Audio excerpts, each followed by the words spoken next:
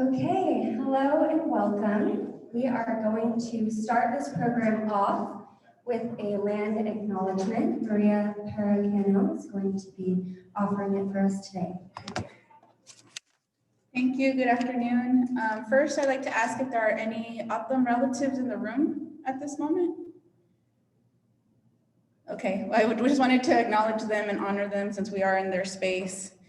I'd like to say, Mashpasiko, Nueva York, no toca Maria, Tosokamatiwe no Nancy no Tatsi, Tosokamatiwe Otham Jevet.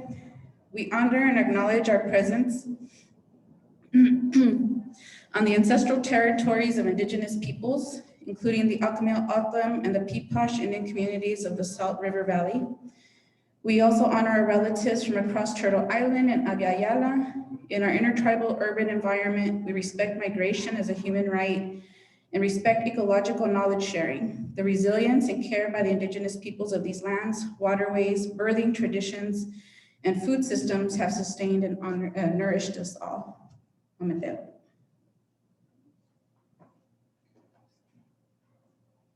you so much. I'm actually going to ask you to stay here. This is also Chef Maria, who is responsible for the food that you all are eating here today. So if you would just tell us a little bit about what you prepared.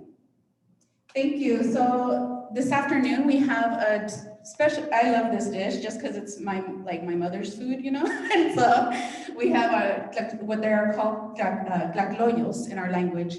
And so they are made out of cornmeal, stuffed with beans, cooked on a comali or open fireplace, so slightly browned. We also have a nopal salad with different pomegranate seeds, some onion, tomato, cilantro, a little spice. Try the salsa first, don't pour it on top, please, just in case. My warning there for you. Tomatillo green salsa. Usually the way you eat it is you take the tlacoyo as the base and you put everything on top of it and bite it like a tostada. That's the way you would normally eat it. But feel free to, dissect and do whatever you have to do. We also have a Three Sister quinoa salad made with tri-colored quinoa, black beans, squash, and corn, helping represent and bringing together the North and South America. And my focus is on Indigenous foodways. And so I just hope you enjoy the food today, and it is all completely plant-based as well. Thank you. Thank you so much. Maria is an awesome person. Her full bio, if you want to read more about her background and her cooking, it's near the food. I definitely encourage you. It's a very interesting read. So thank you. Hello and welcome. My name is Hanna Layton. My pronouns are she, her, and I am the director of Thrive Consultancy. And I want to start off by thanking everyone so very much for joining today to start the conversation about the development of worker cooperative food businesses here in Arizona. A special thank you to my team, Courtney, Huda, Kaylee, and Cassandra, who are at the front there. And a special thank you also to the City of Phoenix and to ASU's Sustainable Food Economy Lab for supporting the development of these programs. In today's workshop, you will learn about the current state of Arizona's cooperative food economy and hear from cooperative business experts and supporting institutions, as well as a panel of some local cooperative entrepreneurs. This workshop is the kickoff for a series of workshops and other interactive events that deal with the future of the local food economy here in Arizona. We're laying the ground for how these individuals, organizations, institutions can support the development and success of these value-based businesses. So thank you. Just a couple of housekeeping items. We are following ASU's official policy with COVID procedures. So if you are not eating or drinking, we do ask that you please wear a mask and show care and concern for our community. And if you are virtual, please chime in and let us know where you are zooming in from.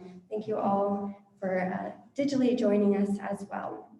We have a really broad range of participants here today that include entrepreneurs, businesses, institutional representatives, academics, community organizers, and more.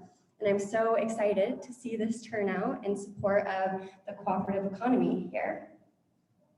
Okay. Oh, just one more housekeeping. I do have some friends in the back who will be taking pictures and videos for this event. So don't mind them, it's just for some background on a short form documentary to continue spreading awareness and education about cooperative economy. Okay, a little bit about Thrive now. Maybe. In a second.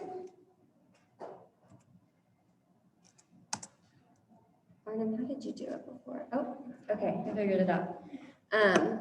All right.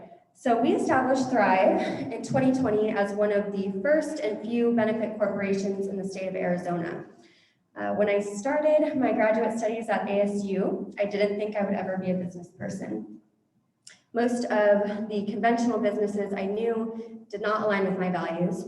They were owned and operated and run by white middle-aged men that built their success on the back of people and planet. And it was not a culture that I wanted to be a part of. Then, about 5 years ago, I met a professor at ASU who challenged my understanding of business. He shared my feelings of disappointment with conventional businesses and offered alternatives. As we dove into learning and visiting cooperatives and other sustainable businesses, my mind changed. I became determined to show others that there is a way to do business that promotes equity and care for the community and the environment, all while being economically successful. With Thrive, we are committed to promoting the cooperative business model because it allows people to share their voices and participate in economic opportunities that create lasting values. It's a people-maximizing business model where values and voices really do matter. Businesses that work for the workers, the community, and the environment. Let me give you a few examples.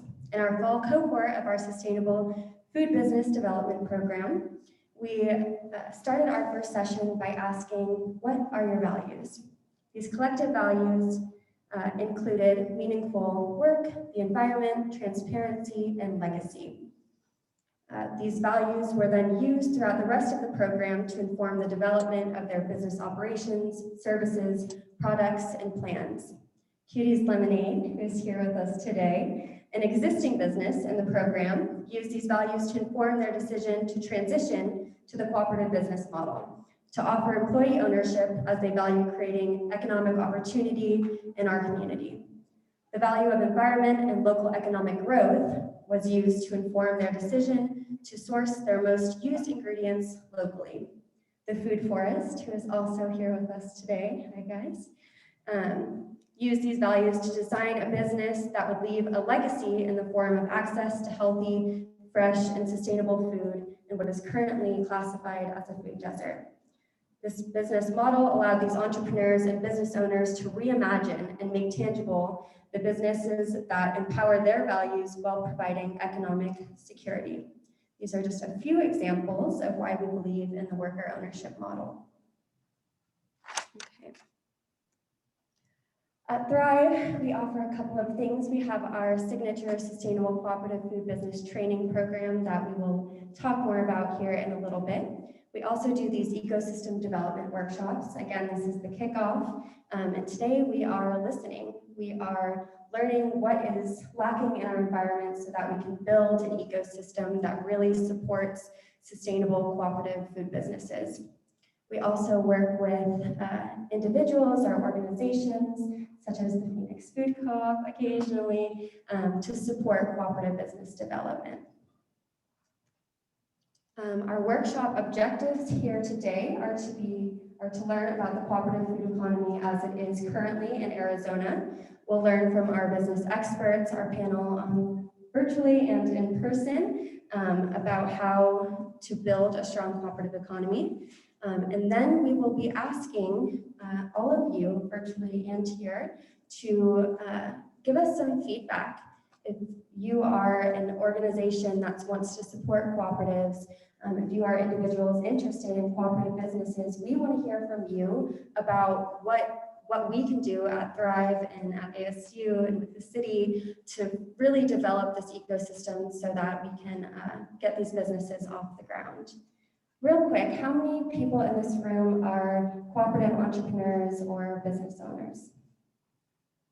A couple? How many are coming to the next, are in the next cohort of Sustainable Cooperative? Okay, hi everybody. Okay, so these are the people we are working to support and develop this ecosystem for. So after I am done with my long rant here, I will pass it over to my friend Arnim to talk about the current state of the cooperative economy.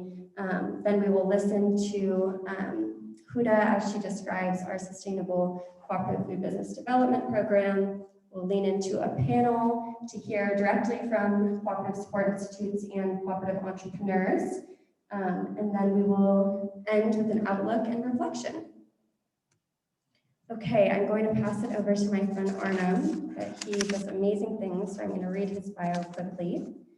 Arnim Wiek is a full-time professor in the School of Sustainability and the director of the Sustainable Food Economy Lab at ASU. He holds a guest professorship at the University of Freiburg in Germany and other ones that I can't pronounce, so I'm not including. His team conducts solution-oriented research on sustainable business practices and models, including cooperative business and benefit corporations, as well as sustainable entrepreneurial ecosystems and alternative economic development approaches. The topical focus is on food business and food economies. Most of the work focuses on Arizona and Germany. The team's projects are conducted in collaboration with entrepreneurs, businesses, government agencies, nonprofit organizations, and other stakeholders. They also offer training workshops, university courses, and other training programs to sustainable entrepreneurs, sustainable small businesses, including cooperative businesses and benefit corporations, as well as organizations active in sustainable entrepreneurial ecosystems in Arizona. He serves on the advisory board with Thrive. He is also actively involved with the Sustainable Cooperative Food Business Training Program sponsored by the City of Phoenix, and he serves on the steering committee of the Food Forest Cooperative here in Phoenix. So I will pass it to you, Arnim. Thank you so much.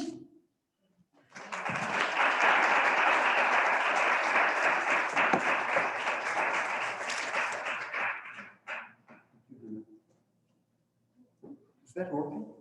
Yeah, okay. Oh, wow.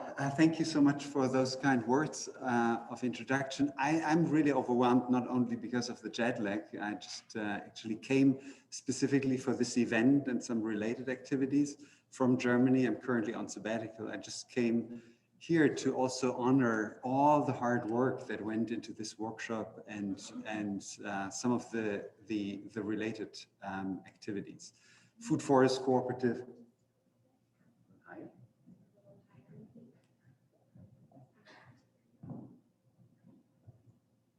Maybe I'm holding it. Okay, that would be better. Anyway, so when we started like 5-6 years back at ASU, we kind of started in experimental classes and asked a bunch of students whether they want to join us to think about alternatives when it comes to food and when it comes to businesses. And I couldn't dream of anything like, something like this happening, right? The city of Phoenix stepping up big time, funding sustainable cooperative business development programs, Food Forest Cooperative, Phoenix Food Co-op, great cooperative initiatives are just happening.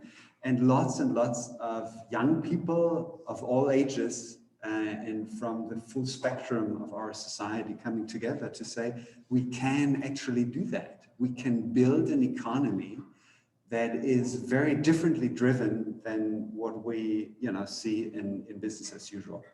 So with this statement of being overwhelmed, I just wanted to go into some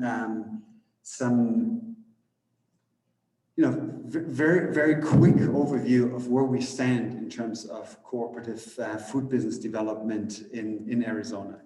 And I took from a recent survey that we conducted with our team, I took a quote that was provided by a board member from the Phoenix Food Co-op.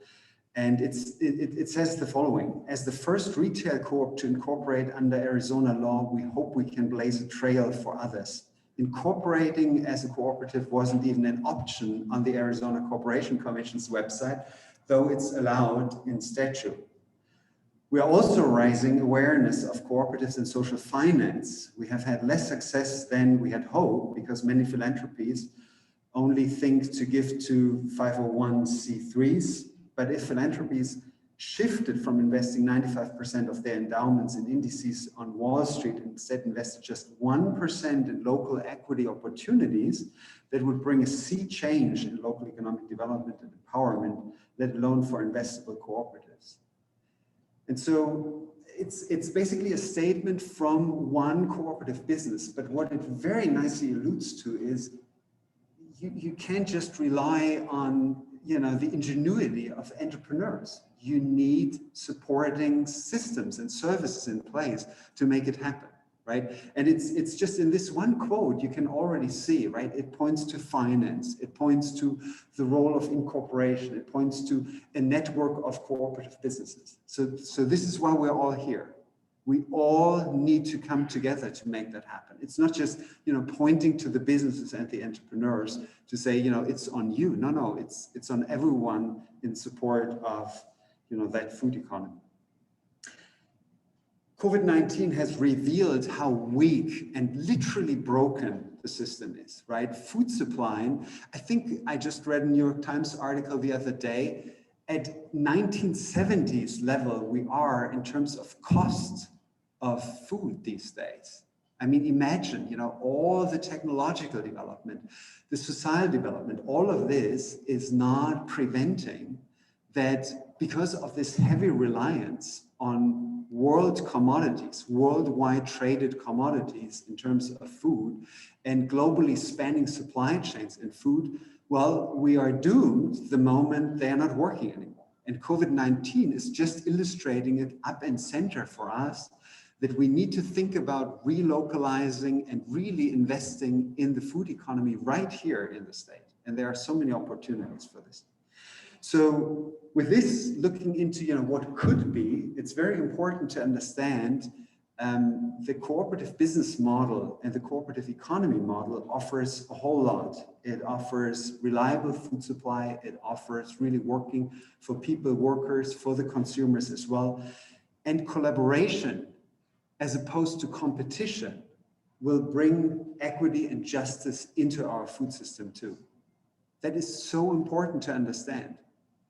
I mean, especially during times of COVID-19, who thinks you can outcompete somebody else in this situation, right? We were all in there together. So the very, very notion of collaboration at the core of cooperatives is really, guiding us. That's the future we need to work towards. Okay, just very briefly, 101 on one slide, what are cooperatives, right? Especially food cooperatives. So we are spanning everything in the food system, right? Production, processing, distribution, the actual outlets, as well as recycling food waste. And the basic cooperative principles are, it's governed democratically by its members. The member participate in the economic gains. It is a collaboration, not just within, but beyond the individual business, right? Cooperatives collaborating together. And there is a broader agenda. It's the caring for the wider society, for our community, for our environment. I also want to mention cooperatives are just one particular form of cooperative business practices. There are many more. I will talk about this a little bit. Community supported agriculture, land trusts, ESOP, and other schemes. There is as I said, a wide range of, this is the food economy or the food system, right, from the food production. I don't know why this is. This has to be there. Anyway, so you see the food system in all of its dimensions, as I said, from the production all the way through to the recycling, right? And accordingly, we can have cooperative businesses everywhere there, but we are usually differentiating particular types. And this is kind of continuation. It's not quite 101, it's a little going deeper, right? So we have worker cooperatives.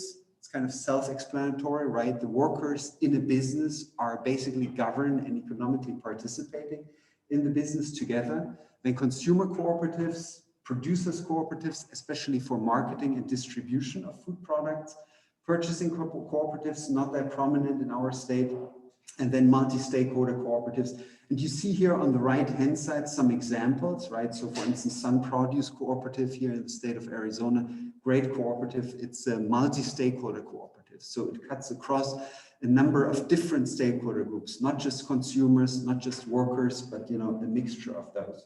And then I already mentioned the cooperative practices. As I already mentioned before, we're not just focusing on the business themselves. We're especially looking into what we need in terms of support, training, financing, policies, marketing, and so forth. Okay, that's enough maybe. Let's delve into it. So where do we stand in the state of Arizona? I want to kind of share on the one hand side good news, because there is huge demand for food. This, just in Maricopa County alone, on an annual basis, we're spending $10 billion of food that is not produced here. Not produced, not processed, right? It's all imported, literally, right? So a huge demand side that could be channeled quite differently. And there is serious, interest in that kind of newly formed cooperative food economy, right? Lots and lots of interest. When COVID hit first, the numbers of CSAs went up exponentially. And in fact, the shares were gone within days, right? So there is a real interest of a consumer base in cooperative practices. However, currently we're looking at relatively few food cooperatives we have in the state, although, they are fairly robust and they cover basically the entire food system, but it's important to keep that in mind. I listed them and I will go through them in a little bit of detail now. So these are, you can read it really up there, but these are the existing cooperative food businesses we have in the state of Arizona.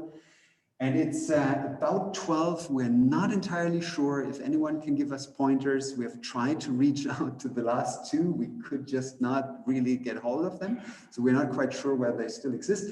But the 10 other ones, right, they exist. Actually, quick shout out to Kaylee, who did a lot of background research, Maddie as well, and our longstanding Natural Forest, who's also kind of known in the cooperative economy sphere here, has really helped with, pulling all this data together. But what we can see here is, yeah, we have some, but if you look at the distribution across the food system, it's fairly thin, right? Real cooperatives operating, right? We have good, distribution, right? But in the other areas, it's a little thin, and we have kind of a, an okay distribution in terms of the types of worker cooperatives we're looking into. Now, exciting is that there is a lot of ongoing conversion and startup efforts happening right now.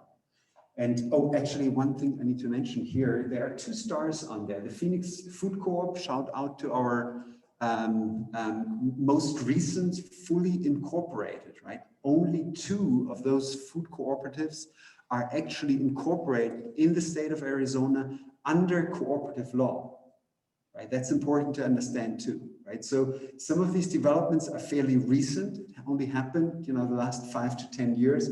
So not all of these cooperatives are actually incorporated as cooperatives. They're operating as cooperatives, but they are usually incorporated as LLCs or something of that nature. Now here are the ongoing conversions and startups, right? We have a good number of those. Mostly they're also coming out of our amazing program with the city, right? Sponsored with the city and organized by Thrive. So we hope that we can supplement some of what we currently have in the food economy with those new ones. We will share the slides with you afterwards, so you can run through some of this also in your kind of self-study time, if I may put this in front of you, right? But these are some of the profiles, right? So great initiative here, a little bit self-promotion. So Alexis is here and Brian is here and Maria is here, right? I mean, hard workers, just putting the hard work into it on the ground, right? Creating the irrigation system, planting is happening next week, business development on all sorts of different fronts, right? So it's happening, right? But we need to also understand it needs the support structures behind it. So I'm not going into more of those. You can, skim through those on your own time.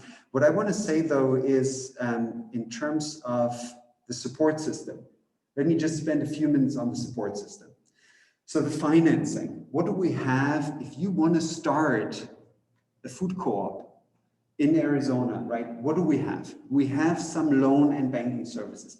Here, shout out to our, kind of in the same spirit, credit unions are cooperative businesses, right?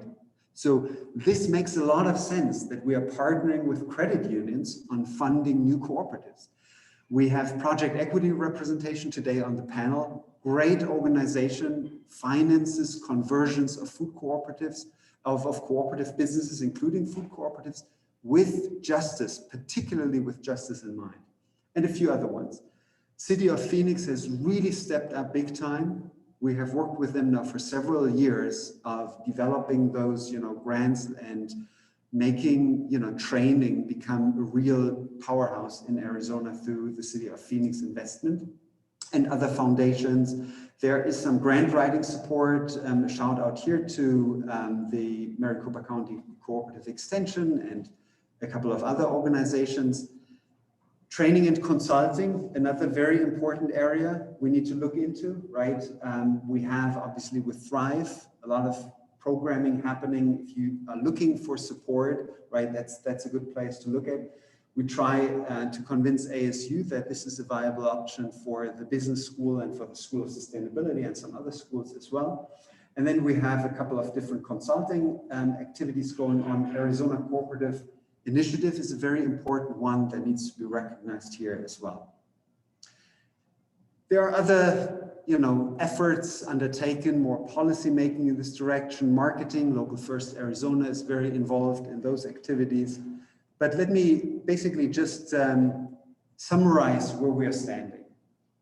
So we see that we have, 2-3 handfuls of food cooperatives, but this is, compared to thousands and thousands of conventional food businesses that we have in the state of Arizona, is just very little, right?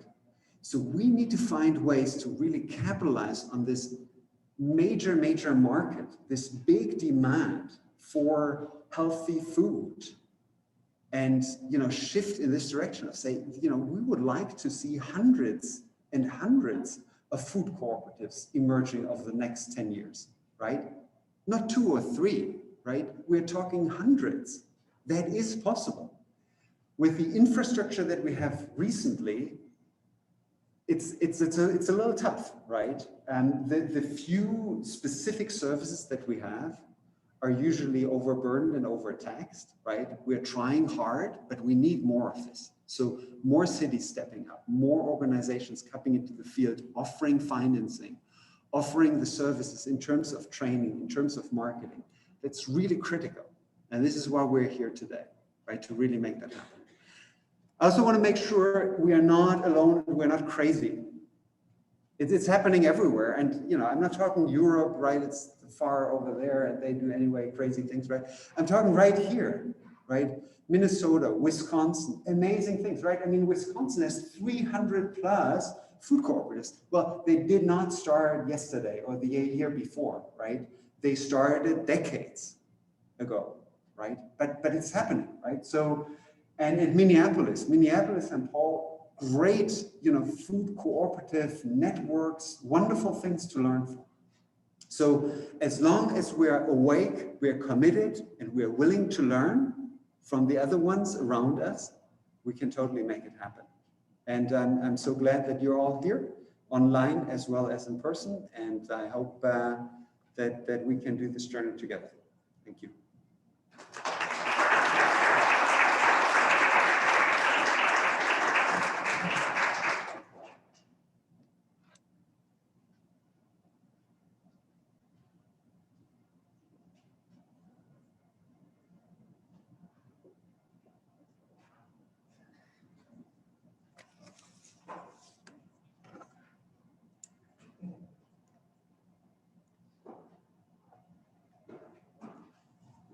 Good afternoon, everyone. My name is Hanna, and I'm a consultant and a program co-facilitator at Thrive Consultancy. As we heard from Arnim, the cooperative business development space is still developing and emerging in the state of Arizona, so we have a lot left to do as a community. At Thrive, here are a few ways that we are working to build the cooperative business economy. So in an effort to build out this ecosystem, we're engaging in a few different offerings, such as educational ecosystem development workshops, like the one that you're attending today. And particularly unique to Arizona is our signature 10-week sustainable cooperative business training program, which we created in an effort to develop more considerate and positively impactful businesses from the start. So in this way, we hope to take a few steps towards creating a more resilient and equitable local food economy. So in this program, we offer the program to both emerging entrepreneurs as well as existing business owners, creating both pathways for startup as well as joining existing cooperative businesses. And we offer the program to up to 25 entrepreneurs. In the program, we equip our entrepreneurs with cooperative principle, democratic member control, product development, business planning, budgeting, and sustainable business operations skills, as well as providing them with access to competitive seed funding. Entrepreneurs also take away tangible takeaways such as a solid business plan, and business plans include aspects such as a sustainability plan, a marketing plan, startup and operational budgets, as well as financial forecasts, just to name a few. So in this way, we equip our entrepreneurs to come out of the program with the basic skills, knowledge, and resources to build or to join their own cooperative businesses that are economically viable, environmentally considerate, and socially responsible, that also embody their values while contributing to their local communities. At Thrive, we are committed to quality and continuous continuous improvement of our programs. So in order to ensure that our programs create actual impact and empowerment for our entrepreneurs, we partner with experts in the field, such as Local First Arizona, for instruction and coaching. And in order to ensure that we continuously grow and improve our program, every program iteration, an external evaluator team from ASU Sustainable Food Economy Lab employs a variety of tools to assess for program success. So these tools include things such as pre and post program interviews and surveys, midterm assessments, in-person observations, and a review of business plans.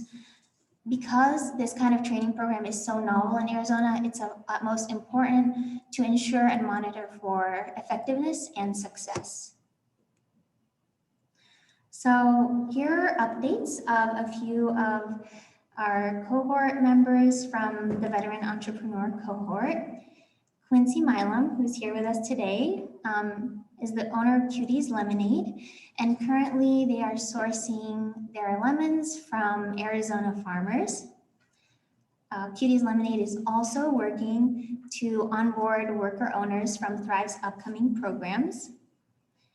We also have Brian Cano here and Maria Paracano, who is going to be on the panel with us today from the Food Force Cooperative, and they have identified their fourth worker owner. For reference, in the state of Arizona, a minimum of 5 worker owners are required for cooperative incorporation. And finally, Les Rayford is opening the doors to his soul food business this month. And he's also working with the Thrive team to onboard worker owners in the upcoming Thrive programs. So now I want to leave you with a few words from Les about his experience in the program. I thought that I got out of the program what I wanted, because I was asked in the beginning what I needed to feel more comfortable or even more successful in the food industry. One thing that had always stopped me was getting the knowledge as far as cost of goods is concerned, business plan, making sure those things were covered. And I felt by week 7, I had gotten what I needed. It really kind of lit a fire under me because now I had this knowledge, and that was the only thing holding me back. So now I'm working with about 5 to 6 different farms, and there's all types of different other vendors that are right here in Phoenix that I'm using too. I feel like I've been supported more than I ever have in any business venture I've ever done. I really feel like I was able to ask questions that got answered, and answered really right away, because they are very professional, they are very knowledgeable, and they are here to help. I thought that I got that. Thank you to Les. So now I want to welcome Nick Shivka up here. But first I'll give you a few words about Nick. Nick is a Senior Sustainability Program Manager at Local First Arizona, which gives him the privilege of working alongside the entrepreneurs that are leading the charge in creating a sense of place and community for all who live and visit here. He is honored to moderate this event and continue nurturing an exciting, sustainable local food economy here in Arizona, which was the focus of his Master of Sustainability Solutions degree from ASU. He brings his experience as a business owner to facilitating 2 of Local First Arizona's programs, the Arizona Green Business Certification, a consultation and certification program for local businesses and nonprofits, and leading Scale Up, a sustainability project planning series for businesses to plan, implement, and finance transformational sustainability solutions. Nick loves to play disc golf and lives in Phoenix with his wife, Grace, and their 3 poorly behaved dogs. Welcome, Nick.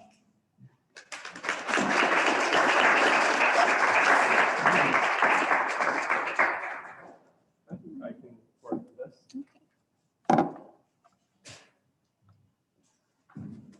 Hello, hello. All right.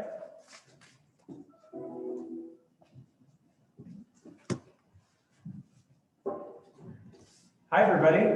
I'm Nick. I'm so happy and honored to be here. We get to have a needed conversation with everybody here involved, entrepreneurs who are leading the charge in developing a place where cooperatives can rise and flourish and actually become something in the state. And also experts who have dedicated their careers to supporting cooperative businesses. I'm just going to go ahead and introduce, can we just bring everybody up and introduce them? Yep. Is that okay? I would love to introduce everybody from our panel. First, we'll start with the entrepreneurs. From the Food Forest Cooperative, we have Maria Taracano. Maria is a Jicana indígena born in Phoenix, Arizona, with her lineages stemming from the Mexica people from Texcoco, Mexico, and Chihuahua. Maria was born in Barrio Garfield, along with her 7 siblings. Maria is a mother, wife, sister, aunt, community organizer, activist, and entrepreneur, and is a board member for Sagrado, the Orchard Community Learning Center. The National Parents Union is the founder of Sana Sana, where she uses food as medicine for community empowerment and well-being. Maria joins us here today to share her perspective as a regenerative farmer, co-founder of the Food Forest Cooperative at Spaces of Opportunity in Phoenix.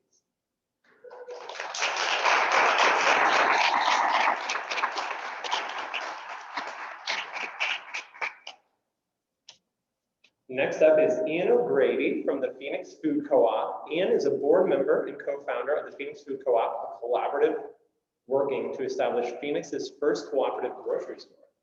First convened in December 2019, the group's vision is to create a community-owned cooperative grocer that provides healthy, locally produced and accessible food. Organizing, learning, and testing how a cooperative can strengthen our local food system and increase food access in our community. Born and raised in the Valley, Ian currently works to advance inclusive economic development by expanding access to capital for historically underrepresented entrepreneurs. He previously worked in sustainability and economic policy in Phoenix Mayor Greg Stanton's office and studied at the University of Oxford as a Marshall Scholar. Welcome, Ian.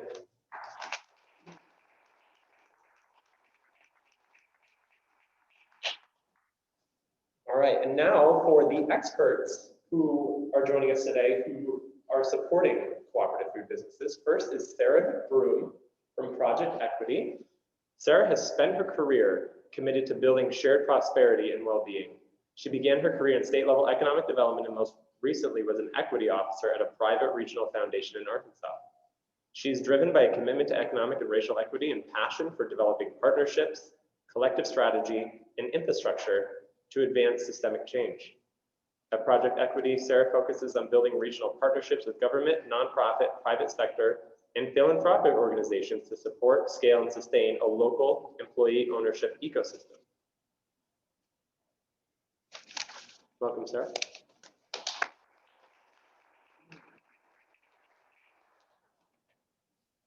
From the City of Phoenix, we have Roseanne Albright. Ms. Albright is an environmental programs coordinator for the City of Phoenix City Manager's Office of Environmental Programs, and has been with the city for 20 years.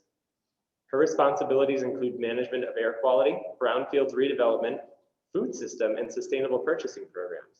She developed the Phoenix Food Systems Program and is implementing the 2025 Phoenix Food Action Plan to achieve a healthy, sustainable, equitable, and thriving local food system with healthy, affordable, and culturally appropriate food for all.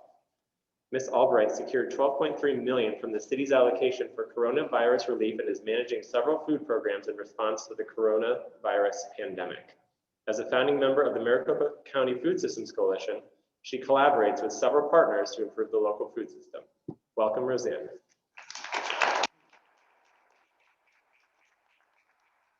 Joining us from Democracy at Work Institute is Antu Nguyen.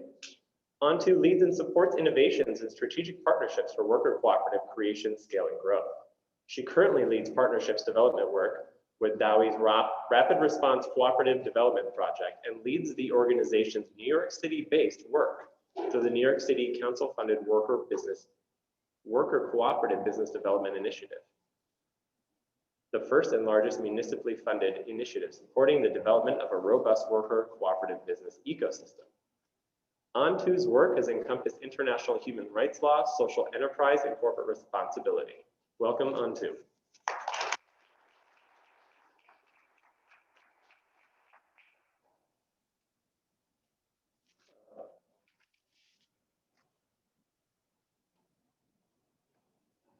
Oh, I'm sorry. And finally, from Project Equity, we have Annie Palacios. Annie built her career around strategic client engagement and business development outreach for multiple industry sectors across various international consultancies. Having worked for the UK government from 2013 to 2018, she account managed multinational companies and provided business advisory services to support expansion projects and promote job growth. Prior roles have included cultivating relationships with financial institutions in North and Latin America regions for a London-based think tank, in addition to performing research and electoral analysis work. Welcome, Annie.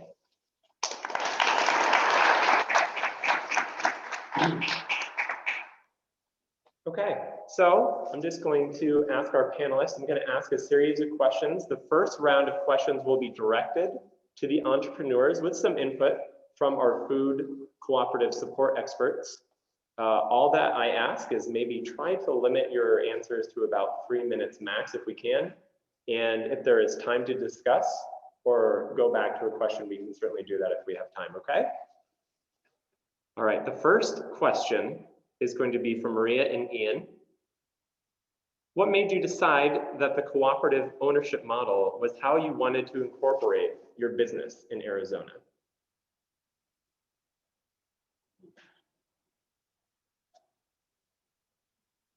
Hello? Okay, yeah, we're on. I think for us, for the Food Forest Cooperative, it was a plan that had been put in place for years prior to us being involved, myself and my husband Ryan, with the initial thought of it becoming a cooperative. So with us, it aligned really well because a lot of our work around food restoration, regenerative food ways, healing ways really aligned well. As far as not only did a lot of the people at the table think the same, but I think also we had the same goal. And for Indigenous peoples, this is nothing new.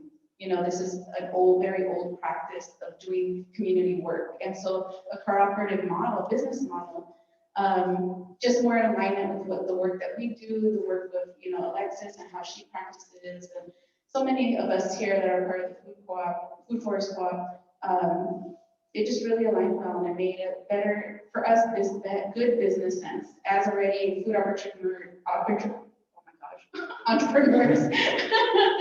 And having had, our different businesses for many years, we also learned what we didn't want, how we did not want to have our business work, what we wanted to function, the energy we wanted to put out there, along with people who's on our team, people we align with, and being able to all grow together.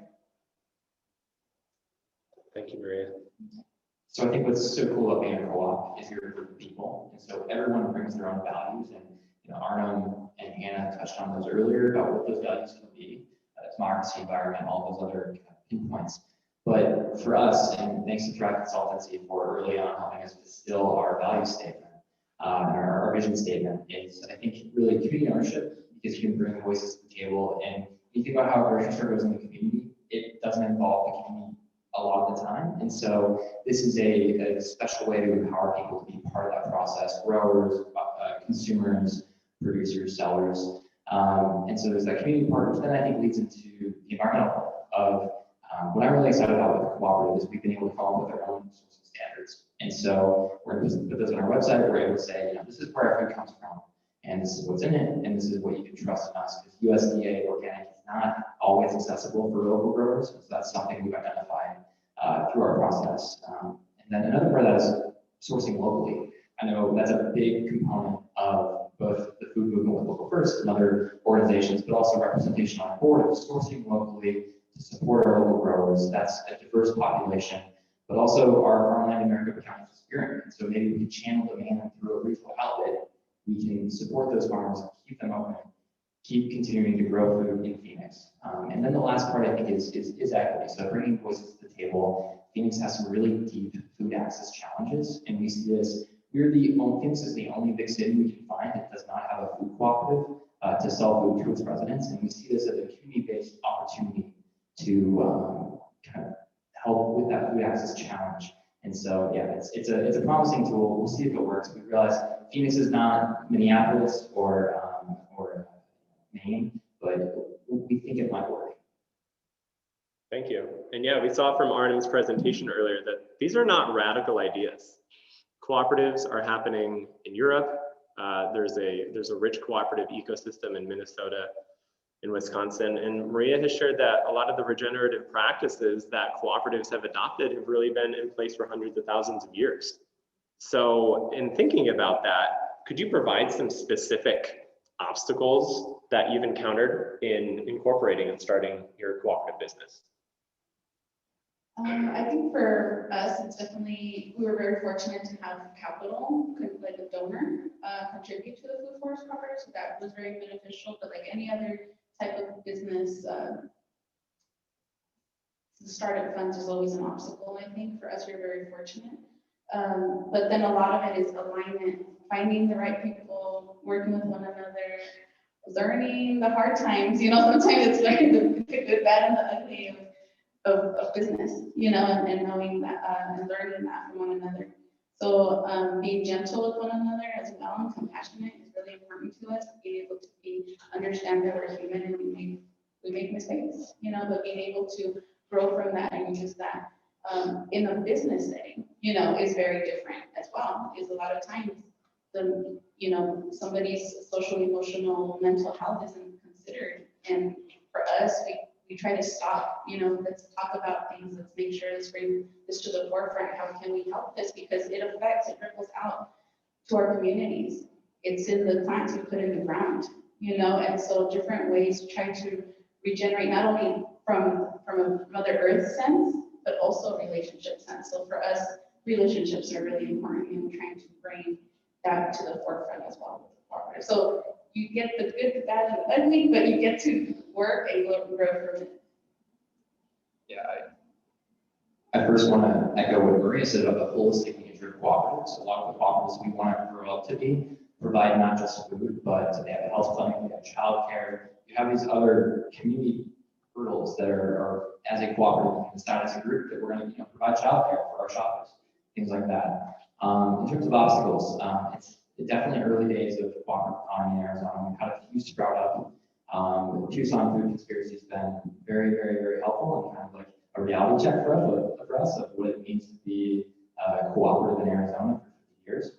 I think we haven't had as much success. I think, and this is why this event is so important, is it's familiarity with the cooperative model. Because when we have gone to traditional support groups for the Arizona local community, you have to really explain what a cooperative is. And so we applied for grants that we thought were eligible for. We tried to get TA that just either didn't apply to us because we weren't a 501c3. We thought about being a 501c3 at one point, but then we learned that co-ops aren't 501c3s. And understanding, it's hard to get a loan because you don't have a single guarantor, you have collective ownership. That's its own challenge, especially with SBA loans. And so that familiarity, but along the way, we've had specific organizations pop up. Local first included Thrive Consultancy, who've been able to offer services and just help us figure things out. It's really been a matter of this group of volunteers. We're all volunteer, no one's paid, who've been able to, through their technical ability or their time, contribute to the development of the cooperative. How do we incorporate? We get the facts from our corporation documents. There's no corporation commission. We had a local attorney who was able to help us do that. We called them and said, hey, this is not on your website, but it's in the statute, so this should work. And they relented and said it works. So it's been a combination, but I'm really excited for kind of the more institutionalization of cooperative development in Arizona. Thank you guys for sharing. So in thinking about development of your cooperatives and kind of thinking about some of the obstacles that you've come up against, I'm going to ask a question to Maria, but then I would also like to invite Annie, Sarah, Antu, and Roseanne for some insights on this. Maria, programs like the Sustainable Cooperative Food Business Development Program that Thrive has put on in partnership with the City of Phoenix, this creates an environment where businesses can successfully start a co-op here and in Phoenix.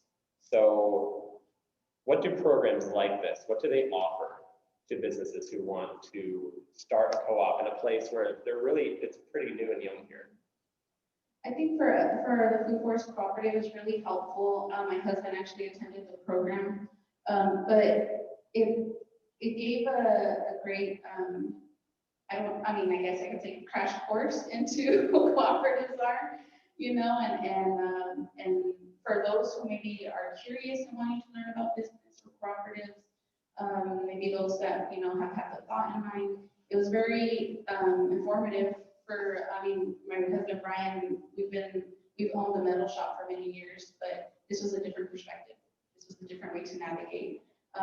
Food work was always part of this, but then how can, as a cooperative, really bringing in a different insight? And so I think for us, it was very helpful in learning the ins and outs of a cooperative, and then even within that system, like what aligns well with you and your values and what type of business you're looking to have, right? So it was very informative for us. And we're still learning, we're still going with it. We're still doing a lot of work, but I could see for future entrepreneurs, other co-op members in the future, just asking the questions, being able to gain as much information as you can, and using, Thrive is very informative and using resources, which are, for me, I'm really grateful to see the different networks linking up and the relationships with the City of Phoenix and everybody else here today to be able to help co-op members be successful in the future. Thanks, Maria. I'd love to invite Roseanne to talk a little bit about what the Sustainable Cooperative Food Business Development Program has been able to add to the entrepreneurship ecosystem here in Phoenix in developing a sustainable local food economy. Thank you, Nick. I think the biggest thing that our program is doing is really educating and making people aware that cooperative business models exist, and can be very successful and address some of our most challenging problems that we've all heard about, food apartheid and food insecurity. And all of this work often happens at a very local level with folks like Maria and other grassroots organizations serving their community and working together already, maybe just not in that formal cooperative model, but working together. So I think our goal has been to also learn from everyone here as to what can work here in Arizona. We certainly have examples from other locations. We're a unique community. We have our own challenges. And I think just getting this going, getting other cities to look at this as an opportunity, businesses to look at it as an opportunity, and just bring people to the table to start really focusing on the benefits of doing these cooperative models. So I think we're just at the beginning, and I'm looking forward to where we are a year from now, 2 years from now. I think we'll see a lot of success. Thank you so much, Roseanne. So let's talk, I'm going to address the full panel on this question. I'd like to talk about other support services and programs that you think would help entrepreneurs to believe they can start a successful cooperative food business here in Phoenix and give them the necessary skills to do so, with some specific examples if possible. Ian, I would like to start with you because you did not go through the program with Thrive in the city of Phoenix, so I'd love to hear your perspective on this question. Yeah, so I think with cooperative businesses, it's like a regular business, but everything's a little bit more complicated.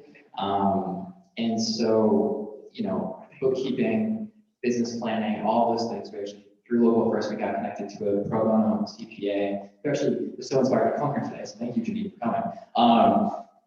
And you have to track your income on some, whether someone's a member or a non-member. We want to be open to the public, so we need to have a system set up to track that revenue, which is complicated. It's really hard to do. There's some co-op specific systems, but if you're in the Arizona ecosystem, you may not know about it. And so those basics, I mean, you know, really basic things like a QuickBooks subscription would be amazing. It looks like small business assistance, except it's with a co-op flavor. What do you need to do to incorporate? How do you need to be organized? Are you keeping your books correctly for a cooperative? And then other strategies of how do you have people who, for example, are on SNAP or WIC, afford that membership fee or have it covered by a charitable organization and make it a full community effort. And so I think, yeah, really the bookkeeping and the business planning of how do you grow your business? How do you make sure it's sustainable as an internal business model? Thank you for that. I'd like to invite Antu to provide her insight here. Knowing that it's early days here and you work in a very vibrant cooperative economy in New York City at Democracy at Work Institute. So I'm wondering, what kind of support services and programs do you think would help entrepreneurs to believe they can start a co-op here in Phoenix? Absolutely, thank you.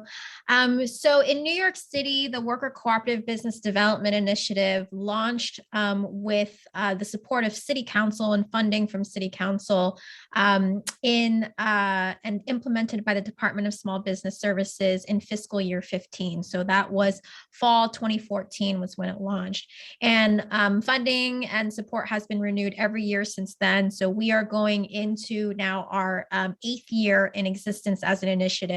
And in that time, we've been able to, through the initiative, through funding and the ecosystem supports, develop 229 worker cooperatives across all 5 boroughs, over 110 of them that are still in existence and active. And what we've seen in terms of like what the needs are and what the gaps are there's a continued need for financing and, you know, traditional business lenders understanding what a worker cooperative model is. So that is something that's very true and speaks to your experience in Phoenix as well. And then there's also a big need for technical assistance as well. There is, in New York City, we're lucky to have a lot of nonprofit organizations, small business development organizations that understand worker cooperatives and their needs, that understand the difference between a worker cooperative versus a traditional LLC or a traditional incorporated entity or a partnership, and just kind of like, and the demographic needs as well, right? So like most of the businesses that we're working with are in primarily low income immigrant communities, communities of color. Vast majority of the worker owners actually are women, immigrant women of color in New York City that have been developed through the initiative. So highly marginalized and impacted communities that have a lot of experience and deep knowledge in the work that they do, but have never really had support systems in order to achieve, goals and dreams of ownership. So that means that like a lot of the work that we do is quite high touch. So that involves everything from group dynamics, like how do you run a meeting, all the way to, things like running the books. At the end of the day, it's a business, but it's a business that's also democratically managed. And a lot of people, especially people who have had like low wage work, who have never had the basically the opportunity to have a say in how to run their own business, it takes like quite a bit of a shift in a mindset from like I'm a worker to I'm an owner, and I have the ability to make changes and to build this business in the direction that I want in collaboration with others. That takes a lot of like, skill building, democratic management, finances, understanding budgets. And then ultimately, at the end of the day, like the understanding that you have a stake in this business as your own entity. It's not like, this is a 9 to 5, I'm done. At the end of the day, it's like, if you want to keep the business going, like you have to invest in it yourself in terms of your own sweat equity. So I think that's a lot of the learnings that we've had in New York City. And then really like the broader, getting people, the broader public as a whole, to understand the worker cooperatives and their value in like creating a better community, right? As opposed to this like very like extractive, like corporate entities that we see celebrated all over the place or traditionally celebrated. Thanks, Santu. And that really touches on the fact that a culture of democratic decision-making and resilience and sustainability is not just needed within the entrepreneurs, but everybody, consumers, lawmakers, policymakers, bankers. Yeah, thank you very much for sharing that. And I would love to get Annie and Sarah's input on this from their perspective at Project Equity. From your point of view, what other kind of support services or programs do you think would help entrepreneurs here in Phoenix and in Arizona? Yeah, thank you, Nick. Yes, hi everyone. I'm Annie Palacios from Project Equity, and I'm happy to chime in here on this question. So I would say, first of all, as it's already been said, but just to reiterate, it's really important to get awareness raising up at the forefront of the conversation and education around the need for worker cooperatives as a form of employee ownership, as a way for communities to, for businesses to be rooted in local communities, for owners to get a fair sell price for their business, and for workers to have a participatory voice and engagement and a say in strategic decision making in companies. So at Project Equity, what we do is we help businesses that are already existing and already in operations transition to employee ownership entities. So a little bit different in the sense that, we work with established businesses already in terms of the services that we provide. We do see a big need, however, for, again, getting folks clued in as to what worker cooperatives can bring to the table in terms of, resilient economies, in terms of equitable jobs, and good productive companies in the local economies. But our services tend to be education with business owners around their business needs and their succession plans going forward, and checking out their feasibility. So checking out their how profitable they've been in terms of their operations, and also doing the feasibility work to see if a type of transition to a worker cooperative would be viable for them. And then we also do the deal structuring that would be involved with the transition process as well, if things move forward. And we have 2 funds as well in our organization that help to support the businesses that are transitioning with us. We provide them flexible and affordable financing to do the actual transitions. And then finally, we offer at Project Equity Thrive services, which essentially mean we help the new employee owners after the businesses has transitioned we help support them, making sure that they, you know, think like owners, that they're really successful to continue thriving in the new employee-owned business. So, so our services are, you know, pretty thorough from the beginning initial education phase to the feasibility phase, and then transition, and then finally the Thrive services that we provide. Yeah, and I'll jump in really quickly. When I think of a supportive ecosystem, I kind of think in three big buckets. I think we've already named a lot of the traditional small business serving practitioners, the CPAs, the lawyers, the other folks in the economy, just making sure they understand the cooperative model and are well positioned to serve businesses that want to be cooperatives or already are cooperative. So a bit about kind of training existing partners.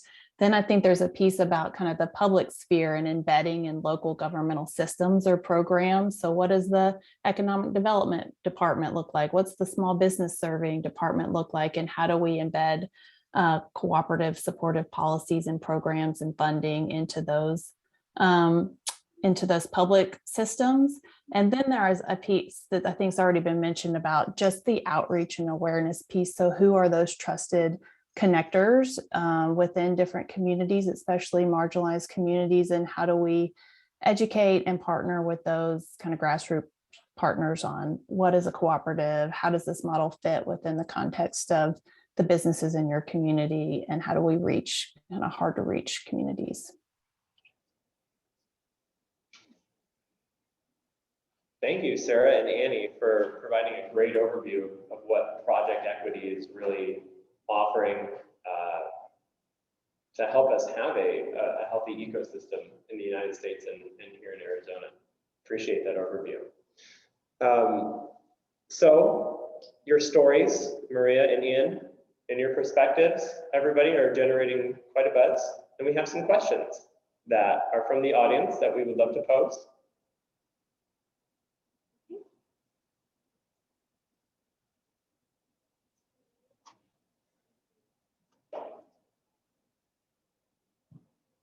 Okay, these are from our Zoom audience. The first question was when Maria was kind of discussing agriculture.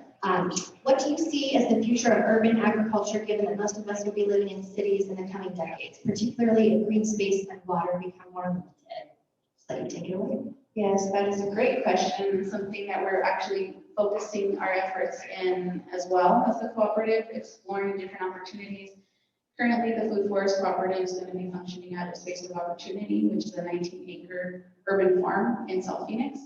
And then we also know that South Phoenix is the largest growing area being gentrified, you know, in the area. So we're starting to lose farmland. We are losing the green spaces. And so we're currently having those conversations, or at least trying to engage, you know, not only Roseanne's department and others at the City of Phoenix to try to see, but what would this look like in the future? You know, a lot of our work, I'm a mother, you know, I have 3 little ones, and we have them out there on working the land with us every time we're out there so that they learn. And part of this is so that in order for people to appreciate the green space and growing their own food, growing their plants, their medicines, is engaging people and engaging communities. So I think in order to be able to have these spaces available for us, to be able to say, you know what, we need another acre somewhere in South Phoenix. We need to grow more. We need to be able to provide more. We know that the food system has not worked for our communities of color, specifically in South Phoenix. And so now access to land, access to property, access to being able to do these things is what's even more important now. Because yes, we're planting trees. It's going to take 3 to 4 years to get anything out of that tree. You know, we're kind of up against a timeline here to be able to eat every day, you know, and feed our communities that need it. So the more we support, the more we're having these conversations is really important to be able to advocate not only for my children, being out here advocating for them, but everybody else in the area to be able to have nutrient-dense, culturally relevant food. Thank you so much. We are actually going to move back to our panel questions, and then we'll have some time at the end to gather any of the rest of the questions. Sound good? Thank you so much, Maria. Nope, I lost it. All right, we're good.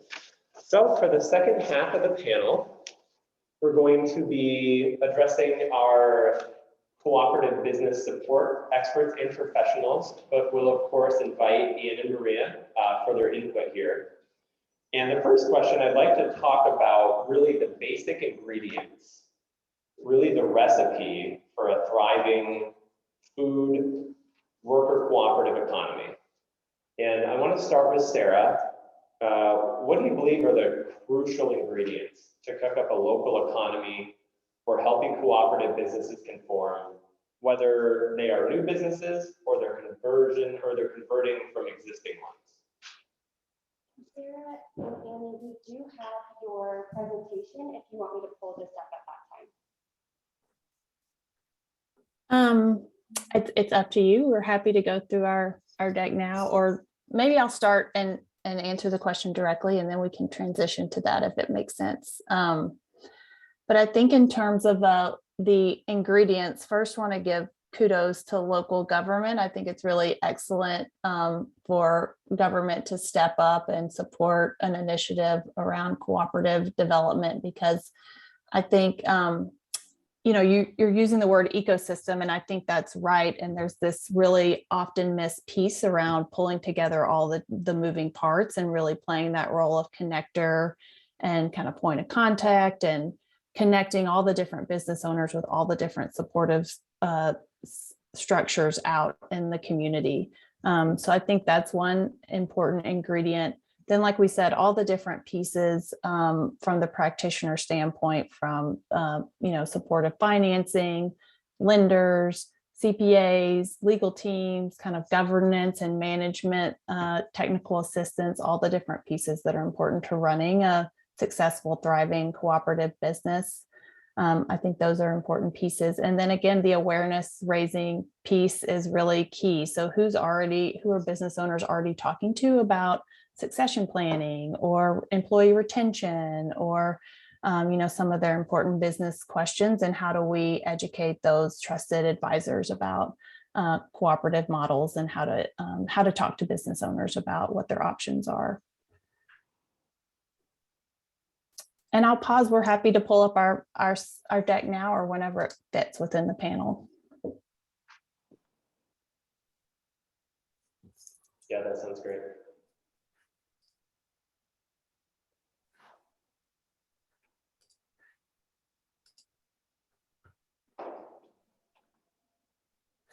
Great. So really quickly, just wanted to provide a little overview of Project Equity.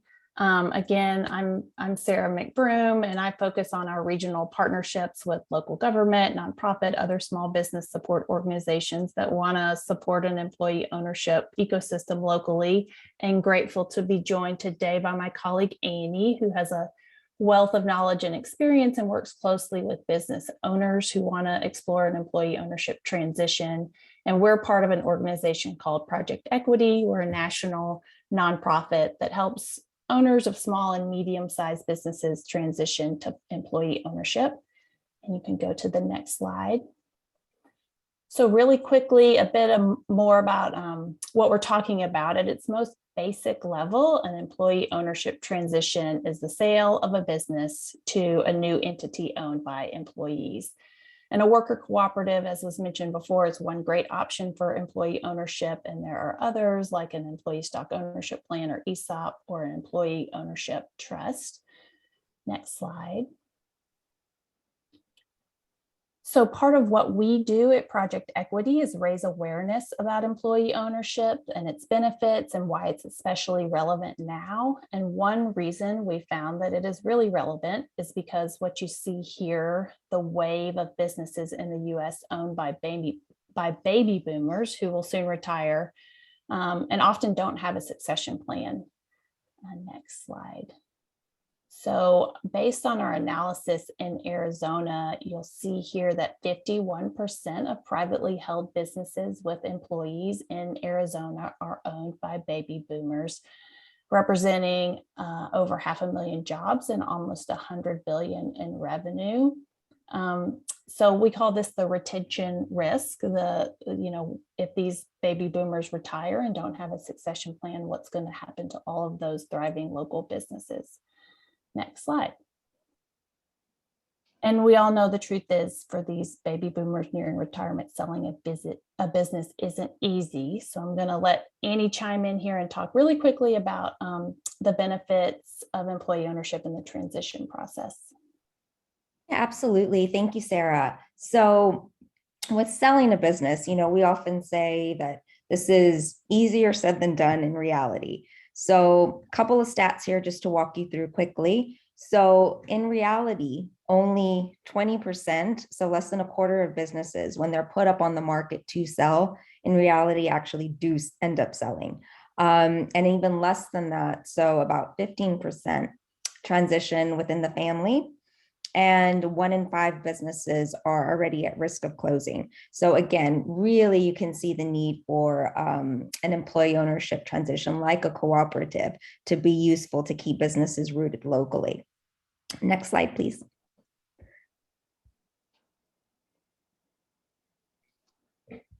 If we can go to the next slide, that'd be great. Thank you. So as a lot of people have already mentioned, the benefits for employee ownership, like a worker cooperative, are absolutely huge. And at Project Equity, what we do is we focus on, like a triple threat, if you will. So it's, the advantages for employee ownership are huge to businesses, to workers, and to communities. So businesses that are employee owned, we've seen the data, and the data show that these businesses are hugely productive. The workforce is really incentivized to think like owners, and the businesses last for a long time in the local communities, which is what we want. And the workers as well, they receive better pay, better benefits as well.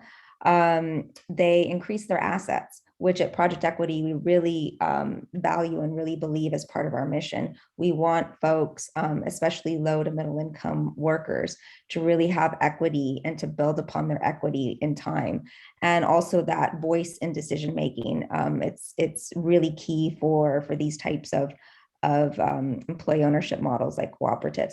And then finally, with communities, employee ownership keeps businesses rooted locally, keeps the local tax base strong, and also creates, a social and civic mindset to continue contributing locally as well. Next slide, please. Okay, so with Project Equity, our services focus on existing businesses that really want to explore transitioning to an employee-owned entity like a co-op. So we have this multi-phase system that we call the whole client journey experience.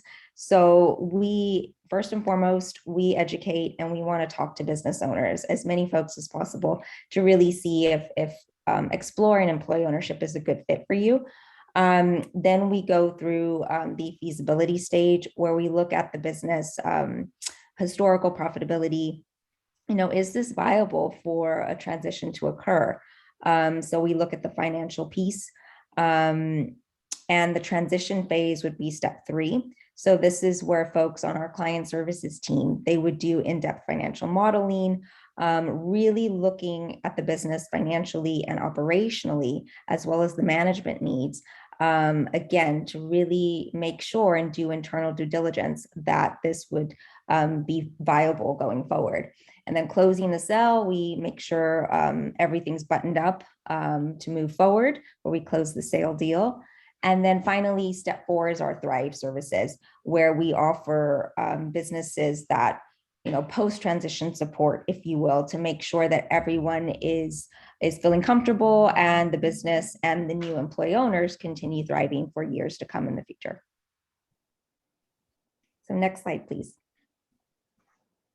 Okay, with that, I'll go ahead and transition back to Sarah, who will walk you through the selling the business and how that process works. Yeah, just really a few quick notes on how the transition sale happens. So once a sales price and terms are finalized, the business is sold to a new entity like a cooperative, where the employees are the owners. And last slide. Just a little bit about the financing. The sale is financed by a loan, usually one that's paid down over time through the new employee-owned entity's future cash flow. And financing can be through a traditional bank or a community development financial institution. There's also an equity buy-in piece by the employees to cover a small part of the sale for cooperatives specifically. And like Annie mentioned earlier, Project Equity has a supply of capital too that we can deploy for transitions and or as co-financing with local funders or traditional capital providers that want to understand employee ownership transactions better. So that's a really quick snapshot of who we are and what we do. And I'll pass it back to you, Nick. Thank you both so much for that overview and the graphics. Very easy to follow. Is this something that we in the audience would have access to if we wanted more information about what Project Equity does?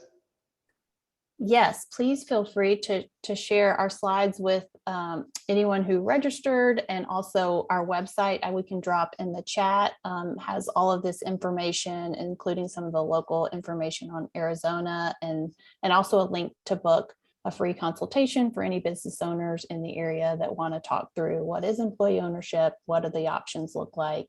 That's all available on our website. Thank you so much. So I'd like to first start with Antu and Roseanne on this one. I'm switching up the order of the questions here, so forgive me. But I thought it would be relevant to ask, what are some specific examples that you've seen from other city regions in developing the entrepreneurial ecosystem to best support and inspire the cooperative food economy in Phoenix?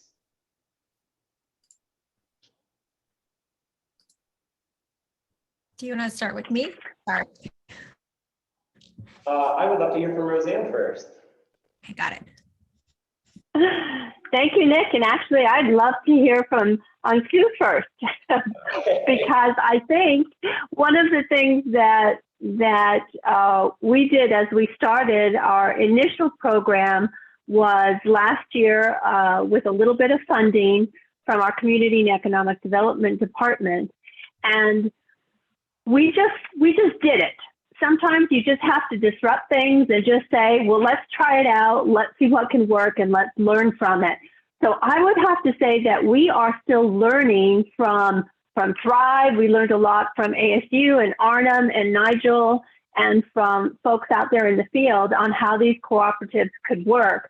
But I'll be honest with you, we did not exactly take a look at, well, let's replicate what somebody else is doing. We just said, let's provide some funding to start some training. Let's figure out what's needed, and we'll keep going from there. So we're very much in our learning stage. Thanks for that perspective, Roseanne. Antu? Examples from other cities and regions in developing the entrepreneurial ecosystem to best support and inspire the cooperative food economy in Phoenix. Absolutely.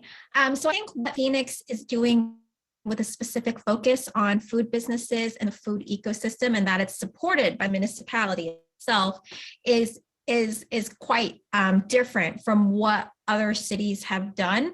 But I can sort of do an overview of what I know, especially from my experience in New York City specifically, since I've been in that work since its very, very early stages, when it was literally just a white paper that got picked up by city council members, and then all of a sudden we had an ecosystem. So I'll speak to that example and a couple of others as well in ecosystems that I'm working with in California. What we found in New York City is that we also started just kind of like saying, like, the money came and we were just kind of like, okay, what do we do next? Like, there were already some thriving success stories. So like Cooperative Home Care Associates, which is the largest worker-owned business in the United States at 2,000 workers, and it's in the home healthcare industry. And it has an attached nonprofit called the Paraprofessional Healthcare Institute, or PHI, which has been responsible for like really developing the sector of home healthcare cooperatives, really focused on that at a national level, with using the example of CHCA, of Cooperative Home Care Associates, as a high road businesses to raise the standards of the home healthcare sector. That's one sectoral focus in New York City that happened way before Worker Cooperative Business Development Initiative really came into existence. I mean, it's CHCA came into being in the late 80s. When WCBDI started, it was a real focus on startup businesses, in, you know, whether it was in the cleaning sector or just there were some in the food sector, but it was really more just like startup businesses focused on impacted marginalized communities.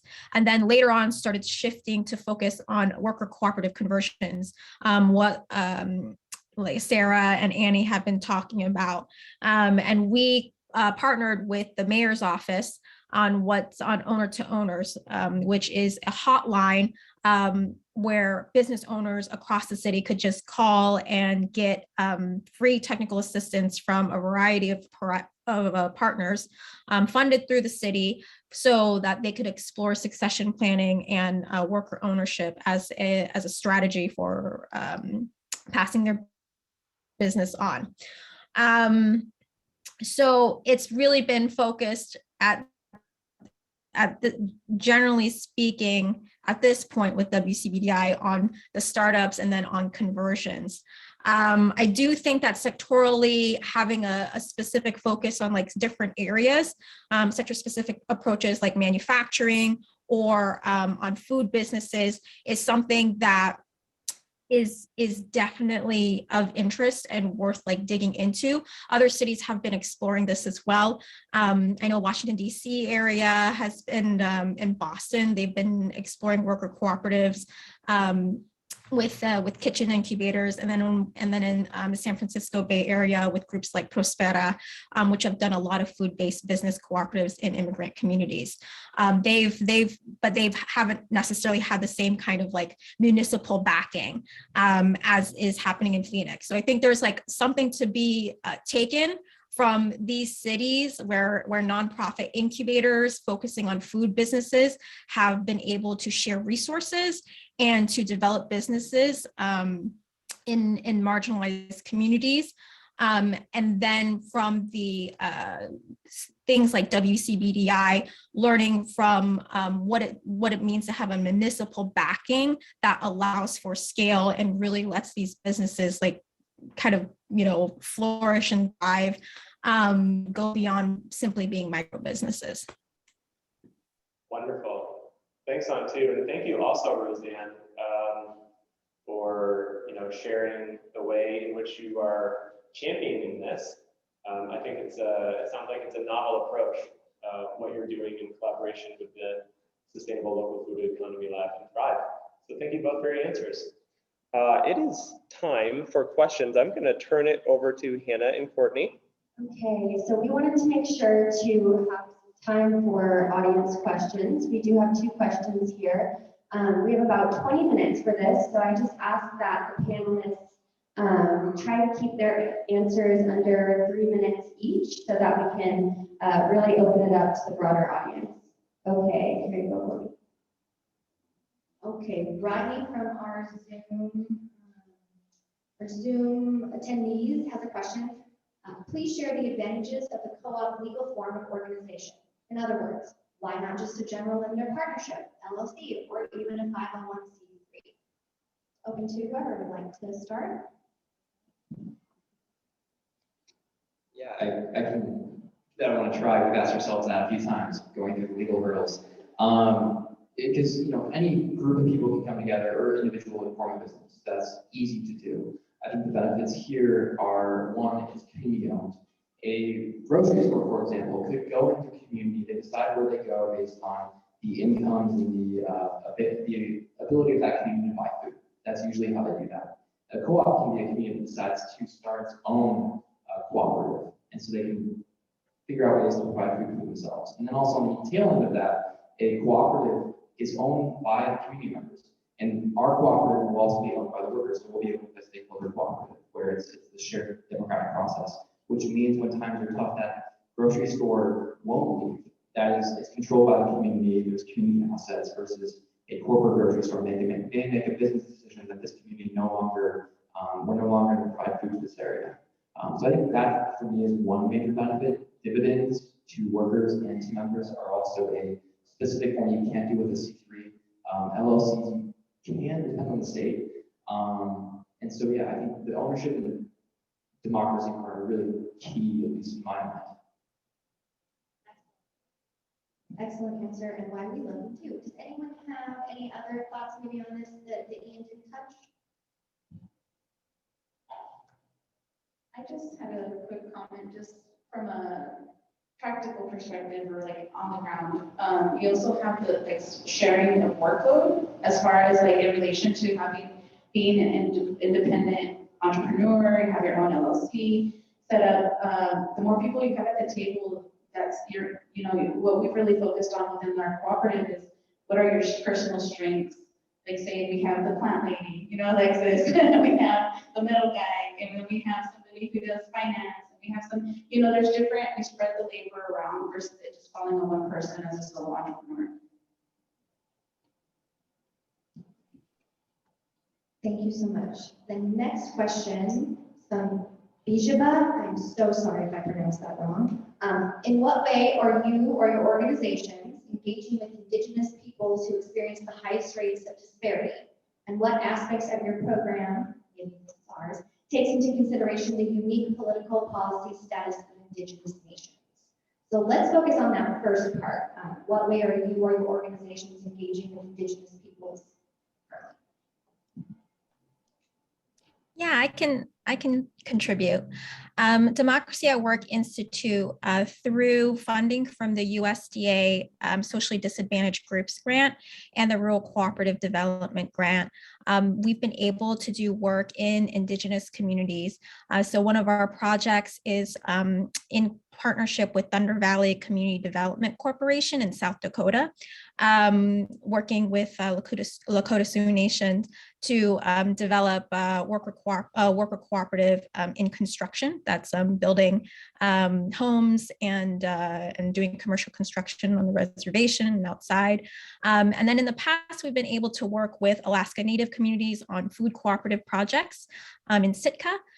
So those are the two projects off the top of my head. The Sitka project, I don't think that we're working on right now, but definitely with Thunder Valley, that's a current project we're on.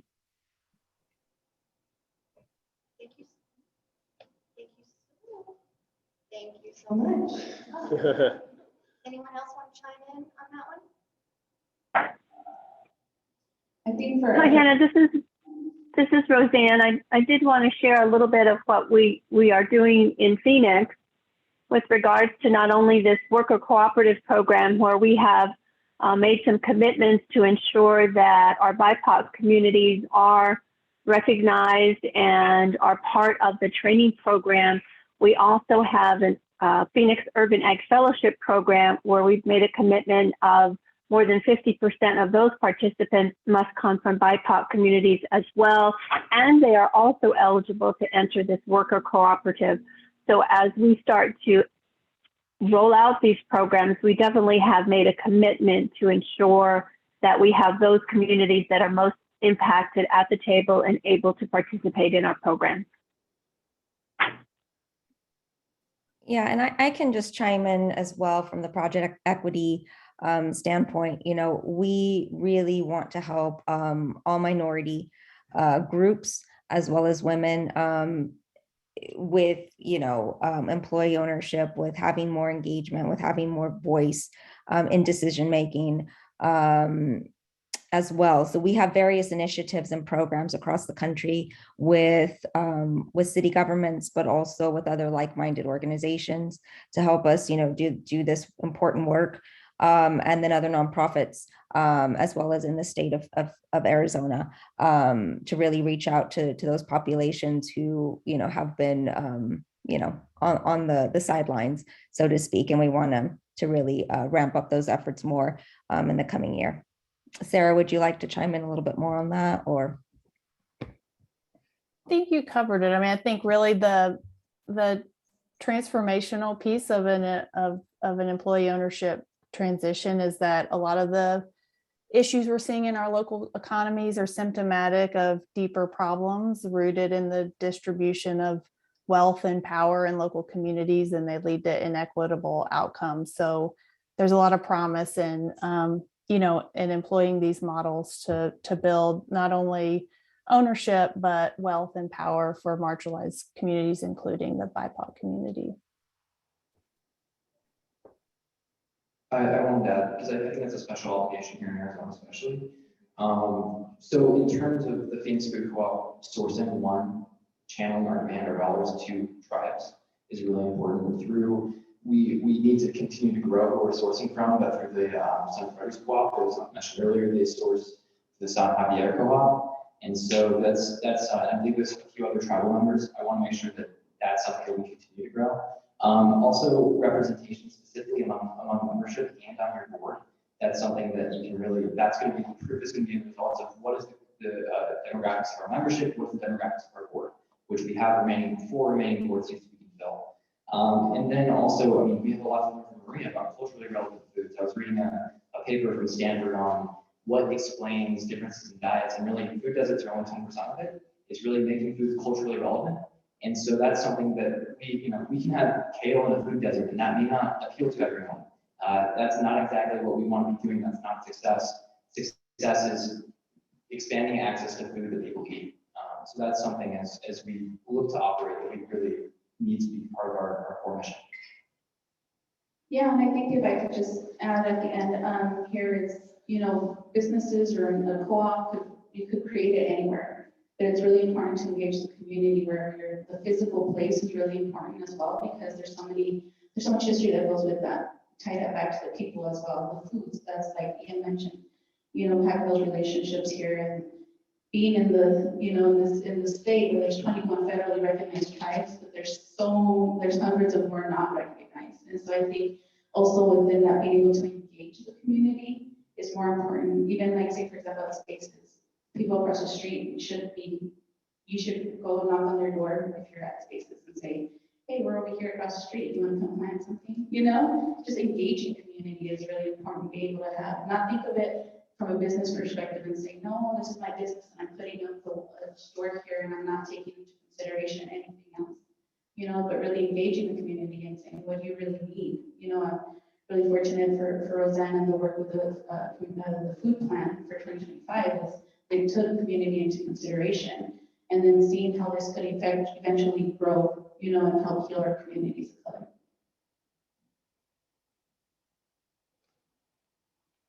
Thank you so much for those thoughtful answers and those thought-provoking questions. We would like to open it now to our in-person audience. We have time for about 2 questions. If you all have something that's on your mind that you want to pose here to our panel, please let us know. And Udo will bring you a different microphone than this one. Okay, just for the questions.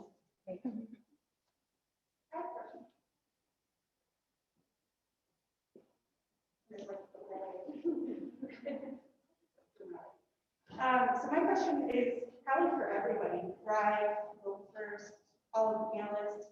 I think one of the most challenging things about owning a social enterprise is that you feel very much like you're in a silo, and you're trying to do things, you're reinventing a lot of broken systems.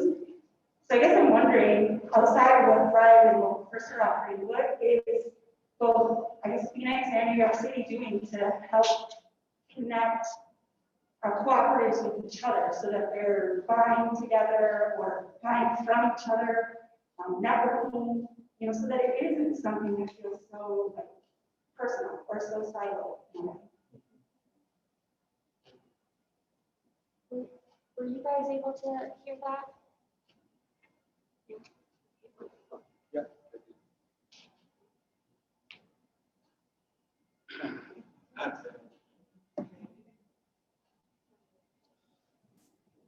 I can speak a little to that if y'all don't mind.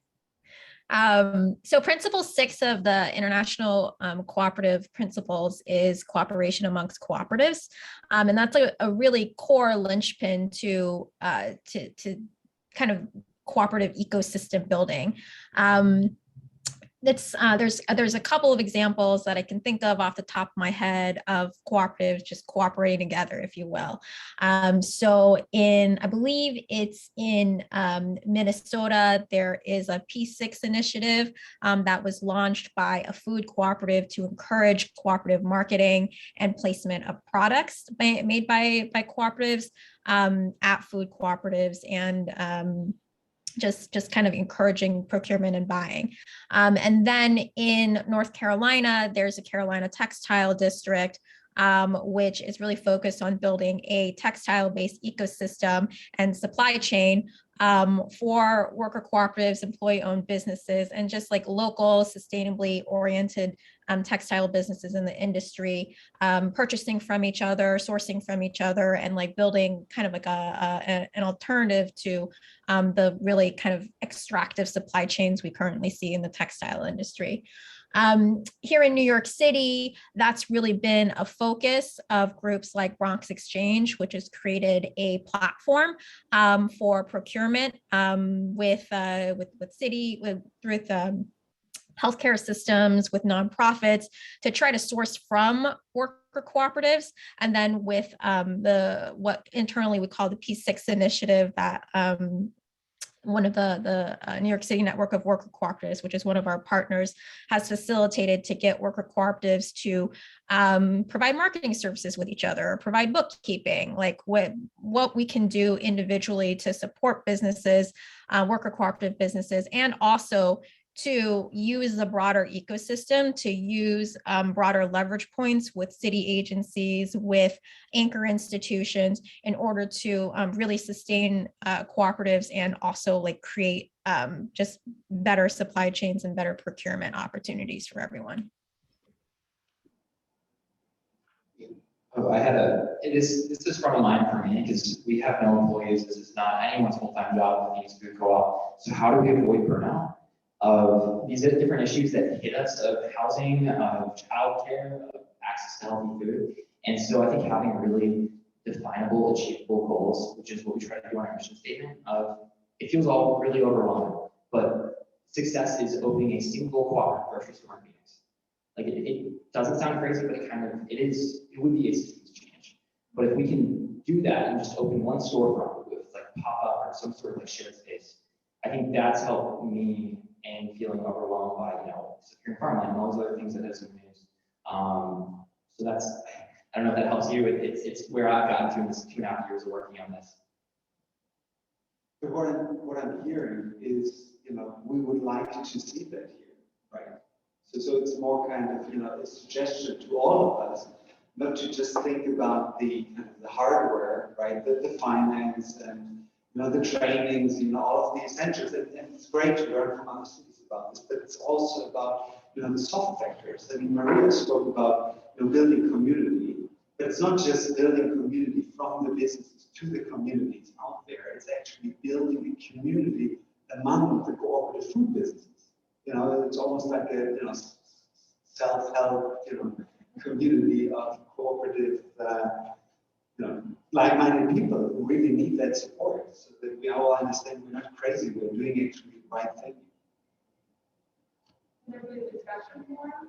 What's the most like a web-based, discussion? And I think of organizations that I'm in, and there's just because we can go on and ask questions, this issue,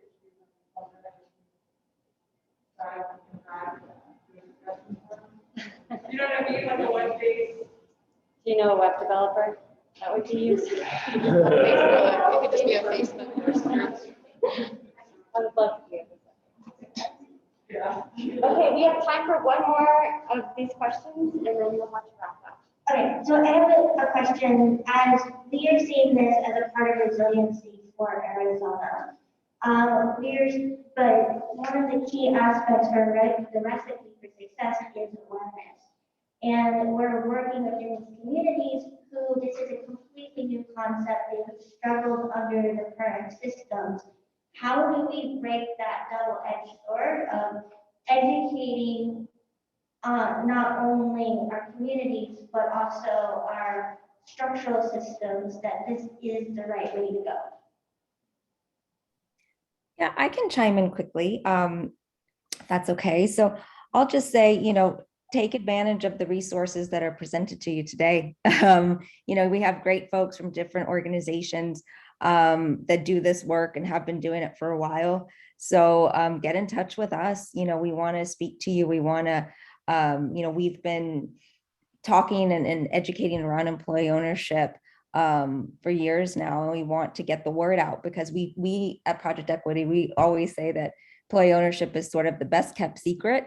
Even though cooperatives have been around for a long time, it's still not on everybody's lips. And we want really to get people having those conversations and talking to the people who are able to facilitate more of those conversations and connect you to the right people.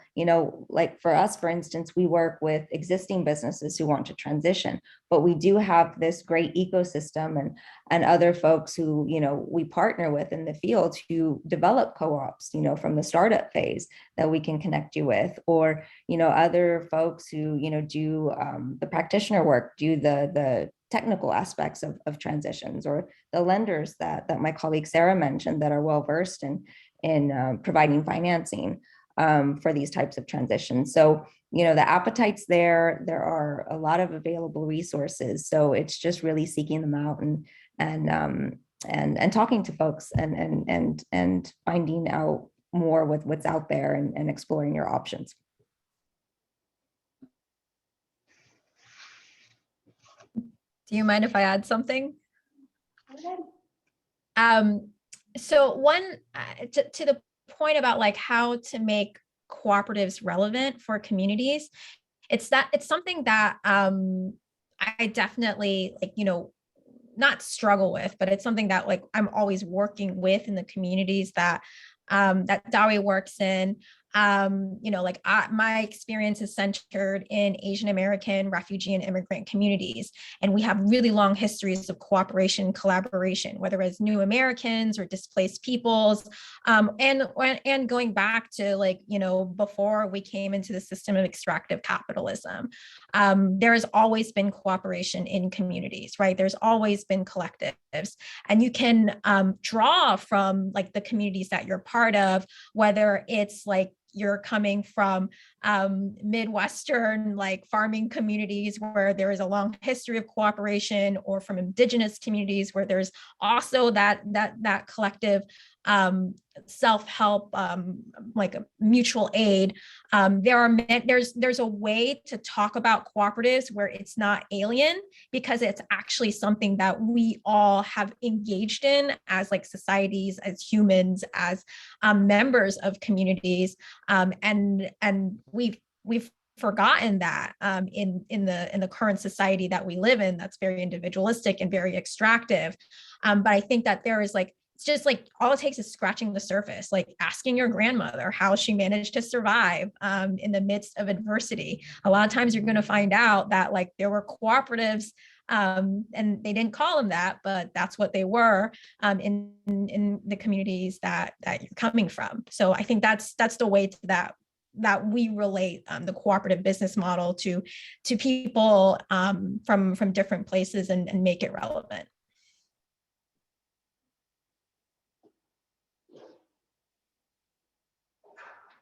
Okay, thank you all so much. I'm sorry to say that we do have to wrap up our panel in the interest of time, but these questions are really important and I want you to hold on to those for a moment longer.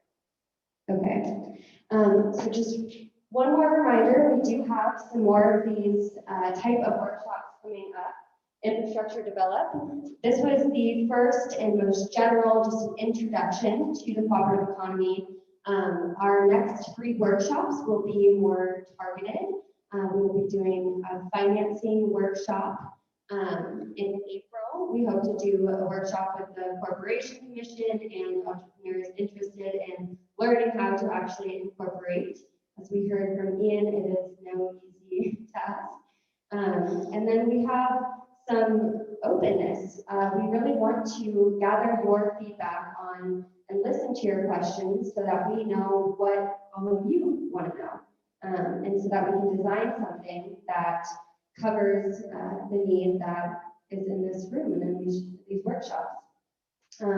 We will have our spring cohort for our 10-week training program starts next week. So I'll see some of you next Thursday. I'm so excited. And then we will have a summer cohort due in August. If you sign up for our mailing list, you'll get a notification if it's something you're interested in. We recruit up to 25 people. I am just not having good luck with this thing. Okay. All right. And then, of course, providing ongoing support. If you have a cooperative here in Arizona and you haven't connected with us already, please come and talk to us after this. We want to know how to plug in with you and how to support you. Okay, I think before I end, I just want to say something I forgot before is we have Laura from Dr. Mobile here. Can you wave? Hi. Laura is going to be our Spanish translator. We are working to get these programs and workshops translated for Spanish-speaking community members to be as accessible as possible. So if you know Spanish-speaking community members who are interested in this kind of stuff, please let us know and we will connect you with Laura and our. Okay. I'm asking that everybody here. Oh my God, I'm done with it. I'm asking that everybody here fills out our quick survey. This is a QR code. If it's not showing up, we do have some printed versions too. People in the chat, I think that you have it in the chat.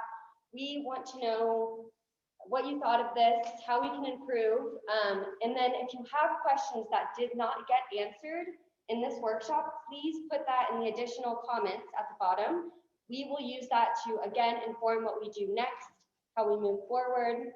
I love the idea of a discussion board. Things like this can really help get our community stronger and make sure that cooperatives are supporting cooperatives. All right. Thank you. I think I'm done. Let me just check really quick. Okay, yeah, that's actually on my list. Thank you to the panelists. Thank you so much. Thank you, Roseanne, and to Sarah, Annie, Maria, Ian, and our moderator, Nick. We really appreciate you guys.